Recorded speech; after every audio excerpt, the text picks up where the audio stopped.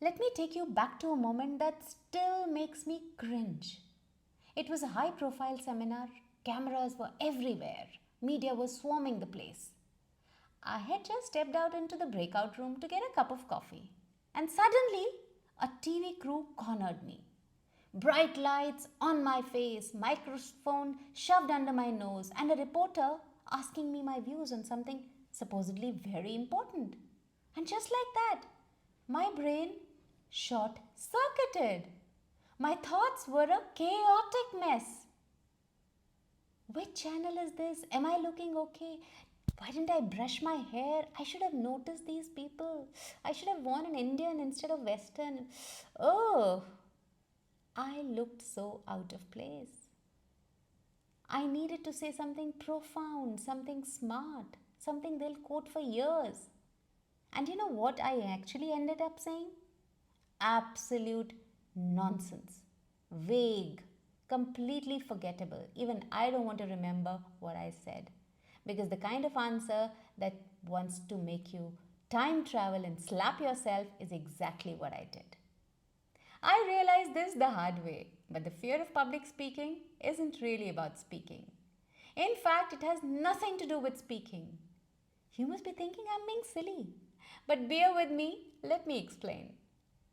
Most of us break into a cold sweat at just the very thought of speaking on the spot. Our minds go blank, our tongues get tangled, and suddenly we'd actually be somewhere else, even hiding under a table. And yet, the internet is overflowing with instant confidence tutorials. And yes, I've personally shared plenty of strategies on how to master impromptu speaking. But believe you me, none of that really matters if you don't first figure out why you are struggling in the first place. Why are you not able to speak on the spot? It's like slapping a bandage on a wound without checking if it's infected. So today, we're diagnosing the problem before prescribing the cure. When you stand up to speak, whether it's a meeting or a presentation or on the stage, your fear isn't about the crowd, isn't about the microphone or the speech. When the spotlight is on you, you are fully seen, fully heard. And so you're terrified thinking, what will they think of me? Will they judge me? Will they laugh? Will they find out who I really am? The stage is not just a stage. It's a mirror. It's reflecting parts of you that you may not be ready to face or you may not be ready to show others. So what I'm saying is the fear of speaking is not about speaking. The fear is about you. That's why speaking to an audience, just like it happened for me, big or small, isn't about words. But it takes up truckloads of daring. The only thing which is standing between you and that confident speaker you aspire to be is your readiness, your will to step up and take the spotlight. So let's dig deeper. Think of your mind like a house. There's a guest room, all neat, presentable, where you entertain people with that polished, put together version of yourself. And then there's that other room, the one you avoid taking any guest into. The messy one where old mistakes, embarrassing memories, and regrets are shoved under a rug, hidden from view. So when you have to speak to an audience, it calls for daring because it asks you to pull back that rug and accept everything beneath it. It requires you to open the door to that messy room, the one where dirty and torn clothes lie strewn, where the doorknob is hanging loose, where the window pane that shattered from the storm still lies cracked. It demands honesty, vulnerability. Because real communication isn't about pretending, it's about revealing. Maybe you once choked on your words in a school presentation. Maybe you were laughed when you tried to share an idea. Or maybe you've convinced yourself that your voice doesn't matter. But none of this defines you unless you let it define you. but you let it. The key word being you. And this is the first fear that you have to conquer when you are master facing yourself, the truth hiding under the rug. Once you face you, you'll unlock not just your voice, but also your power.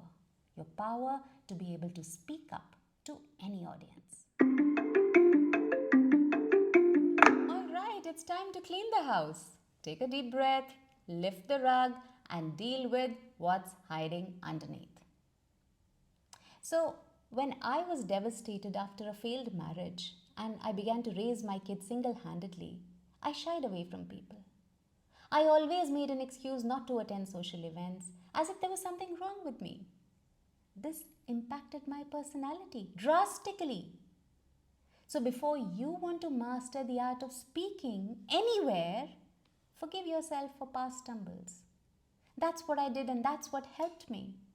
Reframe those memories as stepping stones, not roadblocks, not your flaws. Because when you accept yourself with your flaws, your audience will too. They're not looking for perfection.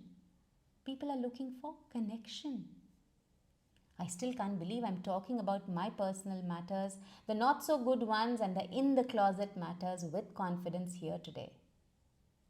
Remember I told you I avoided socializing when I was all of 21, broken, shaken after a 3-month-old marriage, held my baby in my arms. I wasn't ready to face the world. And especially back in the day, single after marriage wasn't treated normal. There was something seriously wrong with you. And the word divorce was taboo. So obviously, I was sort of hiding, majorly avoiding anyone, everyone. Because our society tells us to highlight achievements, hide failures, and never let them see you sweat.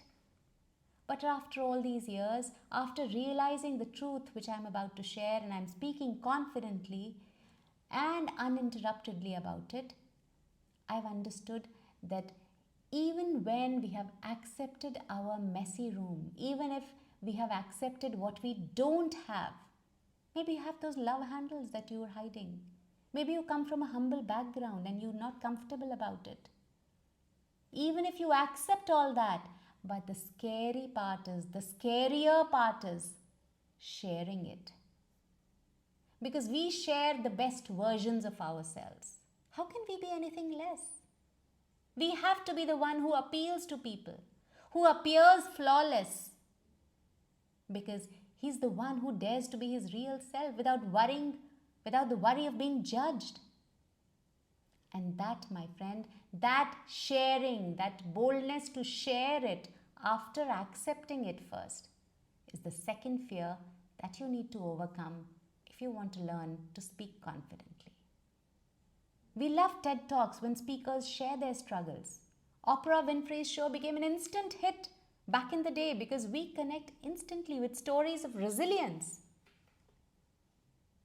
So if you realize, we've talked about 2 fears so far.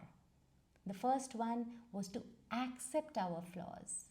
And the second one was to share our complete version and not some polished version. I may appear cool while speaking, but hey, deep down we're all just trying to figure life out. And when one of us has the courage to say, I've been there, we lean in, we start listening to them. Part of us starts trusting them.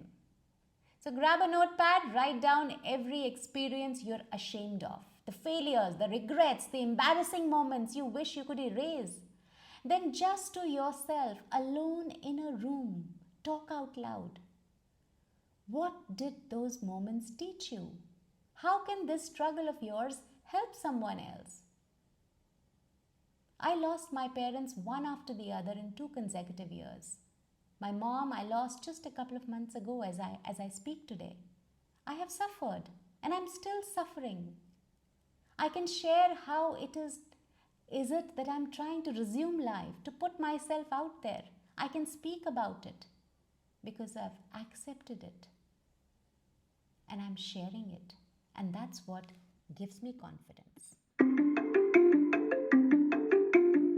In many sessions, those who come and get trained to speak confidently often ask me, If I forget my speech midway, if I start shivering, if my idea is stupid and I'm sharing it in a meeting, if people make fun of me, if this, if that. When someone asks me this, I forget about the fact that he's talking about speaking, because it actually seems like he's talking about life. I have a training at Liverpool Street tomorrow. Now, if the Elizabeth line gets cancelled, if my sandal breaks when I'm walking to the stage, of course we're all dancing with uncertainty, right? If this happens or if that happens, I still need to have a contingency plan and I have to face it with full confidence. You can prepare, you can rehearse, you can perfect your delivery, but once you're on that stage, anything can happen. You can't control how people will react. And that uncertainty, I know easier said than done, is terrifying. But guess what? The unknown is not against you. It's on your side. It wants you to learn. It wants you to evolve. So now, if the Elizabeth line is off tomorrow and I get stuck, next time I would have learned and figured to take the central line. The unknown isn't your enemy. It's your tutor, your trainer, your guru. Then why fear? Why do you dread your guru? See, we were talking about the fears that hold us from speaking, but none of these are about speaking. These are about us. The world doesn't need another robotic, polished, perfect speaker. For that, they're the chat GPTs of the world. It needs you. It needs your story. It needs your truth, your voice. Do you have a story or a question? Feel free to reach me on my Insta, which is Communicate101, or if you want career guidance, strategies, how to actually learn to speak confidently, connect with me on communicate101.com. On that note, I'd say shun that fear, accept yourself, share yourself, and treat that fear as your guru. Because when you do, the audience won't just hear you. They'll listen. And they'll love you for it because they'll remember you always. Thank you for listening to this episode of Communicate 101 Speaking Writing Tips with Sarika Singh. If you want to be notified of upcoming episodes, be sure to hit the subscribe button and follow the podcast. I'll be back to share more stories, more life experiences, and more communication tips every Friday. If you want to reach me or connect with me, just put your comments in the comment box below or mail me at info@sarikasingh.in. I know you're going to rate and review this podcast, so a big thank you in advance. Stay tuned and think about what we talked today.